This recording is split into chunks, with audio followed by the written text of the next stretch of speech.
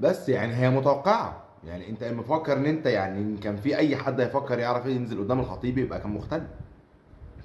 عارف، انا اللي بسطني كله يمكن هما حاجتين. اول حاجه ان ياسين منصور بقى خلاص يعني بقى النائب رسمي، لا في شركه الكوره ولا غير شركه الكوره، هو الراجل دلوقتي بقى نائب رئيس مجلس اداره النادي الاهلي، فالموضوع يطمن شويه. عشان بعد كده ان الخطيب عيج بقى جرى له حاجه بتاع، ربنا طبعا يديله طول عمره الصحه والعافيه، النادي ما يتعبش. تاني اهم حاجه في الكون التبديل. التبديله اللي انت شايفها يا باشا قصاد عينك دي بالنسبه لي دي اجمل حاجه حصلت في اخر سنه في الاهلي كله. كمل مشاكل لا يعني لا صفقه لا زيزو لا امام، هي التبديله دي انا بالنسبه لي. النادي كان محتاج سيد عبد الحفيظ بقاله فتره، والنادي كان حسام غالي لازم يطلع منه اجباري، يعني الوضع مش اختياري اطلاقا، هو بجد كان اجباري. وانا مش مستبعد ان ممكن نلاقيه كمان مثلا شهر اتنين طلع عمال يجي يقول لك انا اتظلمت وانا اتعملت وانا اتسويت انا مش مستبعدها من حسام غالي بصراحه.